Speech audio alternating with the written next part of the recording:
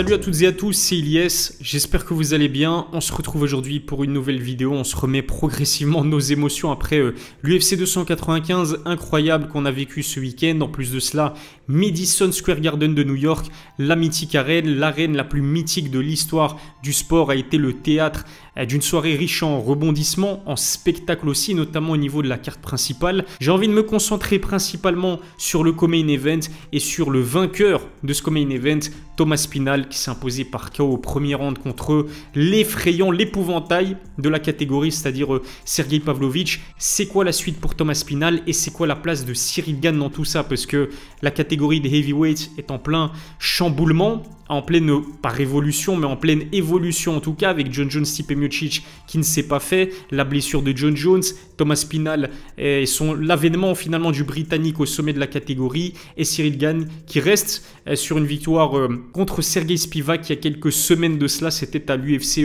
Paris.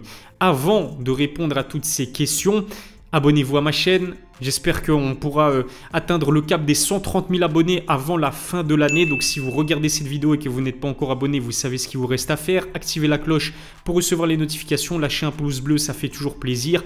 Un grand merci à Others qui sponsorise cette vidéo. Others, c'est une marque de compléments alimentaires basée à 100% sur des produits végétaux. Marque française, 0% de lactose dans les produits qu'ils proposent. Je consomme la whey. Je consomme également les barres protéinées qui sont délicieuses. Si ça vous intéresse, sachez que vous bénéficiez de 10% de réduction avec le code COVER10 qui s'affiche juste en bas de l'écran. Je mettrai le lien vers leur site dans la description. Alors déjà, premièrement, j'ai quand même envie de revenir sur la prestation de Thomas Spinal. Ce qu'il faut dire, c'est qu'il a des cojones, le Britannique. Pourquoi est-ce que je dis ça? Parce que Sergey Pavlovich, adversaire effrayant qui terrorise la catégorie des poids lourds. On sait qu'il y a énormément de combattants qui refusent d'affronter Sergey Pavlovich. Thomas Spinal a réussi à battre Sergey Pavlovich à son jeu en lui infligeant un KO des enfers dès la première reprise. Le plus rapide des deux, c'était Thomas Spinal. Et quand je dis rapide, non seulement en termes de mouvement, en termes de mobilité, en termes de footwork, mais regardez la rapidité avec laquelle il a réussi à placer son 1-2 qui sonne une première fois Sergey et l'enchaîne avec un autre 1-2 qui est complètement le Russe qui se retrouve au sol et ensuite il se fait terminer par une séquence de grande pente d'une violence tout simplement inouïe. Je vous disais tout à l'heure qu'il en a des cojones, Thomas Spinal, parce qu'il a accepté d'affronter Sergey avec seulement 2 semaines pour préparer ce combat, mais c'est pas tout, puisque Thomas Spinal, après sa victoire et après avoir été déclaré champion intérimaire de la division des heavyweights, il a avoué en interview qu'il s'était blessé au dos et qu'il ne s'est quasiment pas entraîné durant les 10 derniers jours qui précédaient ce combat. Thomas Spinal, c'est 100% de victoire à l'UFC par finish, que ce soit des KO ou des TKO et des soumissions. Je pense qu'en carrière, au total, il en est à 10 KO, TKO et 4 soumissions. Pour moi, c'est vraiment le poids lourd ultime. C'est un poids lourd qui est extrêmement complet. Il est bon en anglaise, il est bon en kickboxing, en thaïlandaise. On l'a vu contre Sergey Spivak. En clinch, lui mettre un gros coup de genou et enchaîner avec un coup de coude qui met en difficulté Sergey Spivak. Là, il a mis un KO en anglaise pur et dur à Sergey Pavlovich, mais il travaillait aussi avec ses kicks. Il y a eu quoi d'autre? Il s'est imposé aussi par KO et TKO en grande pente en amenant ses adversaires au sol. Il a soumis ses adversaires. C'est un truc de fou. Ajoutez à cela que il est extrêmement rapide avec ses poings, mais aussi avec ses jambes. Il se déplace bien dans un octogone. Il est léger sur ses appuis et il n'a que 30 ans. Sa marge de progression, elle est encore énorme. Pour moi, c'est vraiment un monstre et un problème, Thomas Spinal. Il est capable d'éteindre la lumière à n'importe qui. Il est tout simplement terrifiant, le Britannique. Ce que j'aime bien aussi chez Thomas Spinal, c'est son état d'esprit, sa mentalité de guerrier ne recule devant aucun défi, aucun challenge. On l'a vu, on l'a appelé à 2 semaines de l'UFC 295 pour affronter Sergey Pavlovich. Il a accepté sans même broncher. Et l'autre challenge qu'il a envie de relever, Thomas Spinal, c'est Jon Jones pour la ceinture des poids lourds, pour l'unification des titres en quelque sorte chez les poids lourds. Malheureusement pour le Mancunien, ça ne devrait pas se faire, en tout cas pas à son prochain combat, parce que Jon Jones, à son retour de blessure, là il en a pour minimum 8 mois, il va affronter Stipe Miocic. Et c'est bizarre parce que généralement dans une catégorie, quand on a un champion intérimaire, il affronte le vrai champion. Ça ne sera pas le cas, en tout cas ça ne sera pas le cas tout de suite, puisque Jon Jones comme Stipe Miocic ont insisté là-dessus ils veulent absolument se mesurer l'un à l'autre. Du coup, pas de Jon Jones ni de Stipe Miocic pour la première défense de titre de Thomas Spinal. En conférence de presse, un journaliste lui a évidemment posé la question de savoir s'il était intéressé dans le fait d'affronter Ciryl Gane. Ciryl Gane qui a d'ailleurs envoyé un message de félicitations à Thomas Spinal et qui a confirmé qu'il était chaud bouillant pour l'affronter ensuite. Thomas Spinal a répondu que pour l'instant ça ne l'intéressait pas et que Ciryl Gane va d'abord devoir faire ses preuves contre Gelton Almeida. Gelton Almeida qui sort d'une victoire contre Derrick Lewis par décision unanime et le Brésilien a call-out Ciryl Gane. Pourquoi est-ce que Thomas Spinal ne veut pas se mesurer à Ciryl Gane? C'est très simple à expliquer et je suis sûr que vous aussi vous êtes au courant.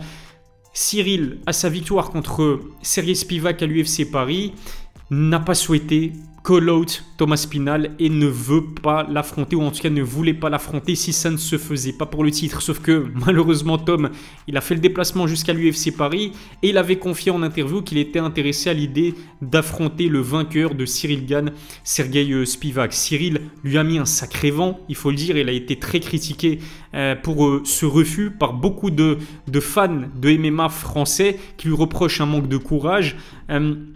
Mais finalement, c'est assez logique. Là, pour le coup, je ne comprends pas trop les critiques à la destination de Ciryl Gane qui a accepté d'affronter un Sergey Spivak qui était en dehors du top 5 à l'époque. Thomas Spinal, il est derrière Ciryl Gane au ranking heavyweight. Ciryl qui est toujours à l'heure actuelle, mais à mon avis, ça va changer. Il est challenger numéro 1. Il n'avait pas grand-chose à y gagner à affronter Thomas Spinal qui, encore une fois, représente en plus de cela un défi extrêmement dangereux. Là que Tom a la ceinture intérimaire, je comprends totalement que Ciryl le call-out.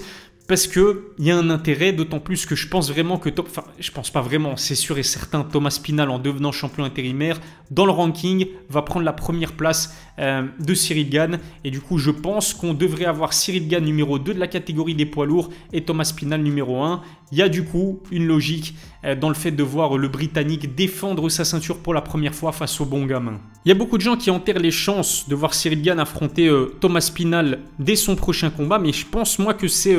Moi, je pense que c'est possible. D'ailleurs, première chose qu'il faut dire, c'est que Thomas Spinal pourrait être promu vrai champion de la catégorie des poids lourds au cas où Jon Jones et Stipe Miocic prennent leur retraite après leur combat. Et je pense qu'il y a des chances vraiment pour que Jon Jones et Stipe Miocic qui ont atteint le sommet, Stipe qui a depuis très longtemps dépassé son prime, qui a plus de 40 ans aujourd'hui, qui n'est plus un combattant excitant, hypant, qui n'a plus combattu depuis un petit temps maintenant, depuis mars 2021 et son KO infligé par Francis Ngannou.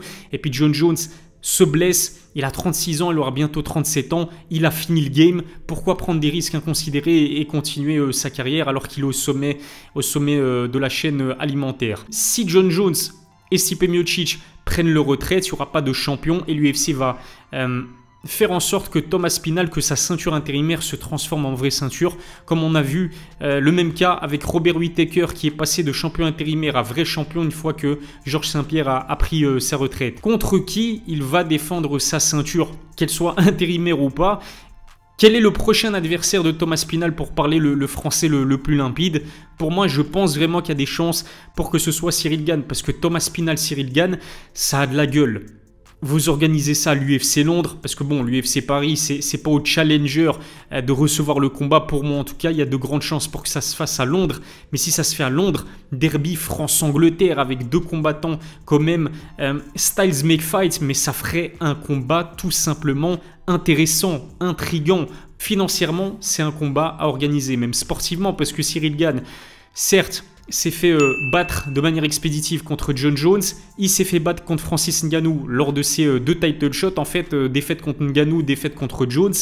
Il a été champion intérimaire et ça reste un nom ronflant, un nom prestigieux dans cette catégorie. C'est un partenaire de danse idéal pour Thomas Spinal parce qu'on aura là deux des meilleurs strikers de la catégorie des poids lourds. Quand on jette un œil au classement des poids lourds de l'UFC, honnêtement, il y a qui d'intéressant pour Thomas Spinal à part Ciryl Gane dans un avenir proche? En tout cas, on peut mettre une croix sur Jon Jones et Stipe Miocic pour les raisons que j'ai évoquées tout à l'heure. Un rematch immédiat contre Sergey Pavlovich, honnêtement, c'est pas intéressant. Il s'est fait éteindre en une minute. Un rematch contre Curtis Blades, pas intéressant non plus parce qu'en plus l'Américain s'est incliné par KO contre Sergey Pavlovich. Gelton Almeida, beaucoup trop loin dans le classement, numéro 7. Non, pour moi, vraiment, Ciryl Gane est le plus méritant de tous les top poids lourds à l'heure actuelle en tout cas. Et ce qu'il faut dire aussi, c'est qu'il y a un danger dans le fait d'organiser Cyril Gane, Gelton Almeida avant Thomas Spinal, Cyril Gane.